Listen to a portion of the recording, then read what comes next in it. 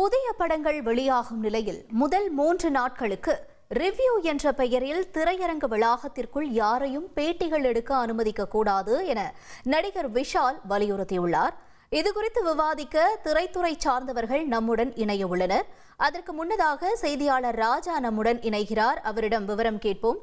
ராஜா வணக்கம். இப்ப இந்த ரிவ்யூ விவகாரத்துல முதற்கட்டமா நடிகர் விஷால் என்ன பேசியிருக்காரு, அவருடைய கருத்து என்ன அப்படிங்கறத நம்ம விரிவா தெரிஞ்சுக்கலாமா?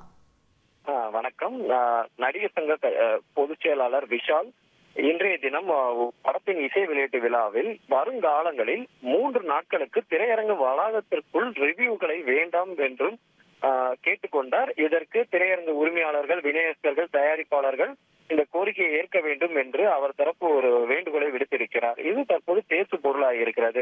இதற்கு காரணம் என்ன பார்த்தால், கடந்த வருடங்கள் பெரிய நட்சத்திரங்கள் படங்களில் இந்த ரிவ்யூ என்ற பெயரில் சிலர் தனி மனித தாக்குதலுக்கு உள்ளாகி அந்த படங்களுக்கான ஒரு தோல்விக்கான காரணமாக ஆகியிருக்கிறது.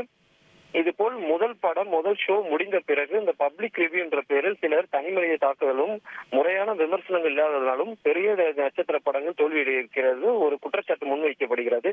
சில நாட்களுக்கு முன்பு கூட இயக்குனர் ஆர்.கே. செல்வமணி ஒரு மேடையில் பேசும்பொழுது குறைஞ்சது ஒரு படத்திற்கான பிரீத்திங் ஸ்பேஸ் 2 நாட்களுக்கு பிறகு விமர்சனம் எழுதுங்கள் அப்படி, ஏனால் முன்பு போல் இப்ப படங்கள் 50 நாட்கள் 100 நாட்கள் ஓடுவதில்லை. குறைஞ்சது இப்போது ஒரு வாரம் ஓடுவது பெரிய அரிதாகி இருக்கிறது. அதனால் 2 நாட்களுக்கு பிறகு விமர்சனம் எழுதுகள் அவர் தரப்பு ஒரு கோரிக்கை வைத்திருந்தார்.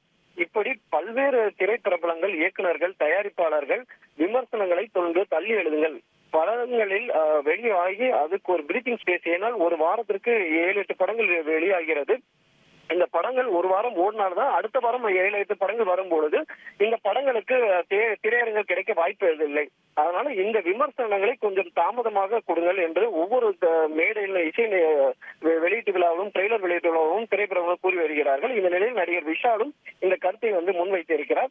ஏற்கனவே இதற்கு முன்பு திரு இயக்குனர் பாக்கியராஜ் அவர்கள் நல்ல படம் எப்படிப்பட்ட படமா இருந்தாலும் நல்ல படம் எந்த சூழ்நிலையும் அது ஓடிவிடும், இப்படி விமர்சனங்களையும் தாண்டி நல்ல படங்கள் ஓடதான் செய்து அவர் ஒரு தரப்பு முன்வைத்திருந்தாலும் பெரும்பாலான விமர்சனங்கள் படங்களுக்கான விமர்சனங்களை தள்ளி வெளியிடுங்கள். அதுபோல இப்பொழுது விஷாலும் பப்ளிக் ரிவ்யூன்றது 3 நாட்களுக்கு பிறகு கருத்தை முன்வைத்து இருக்கிறார்.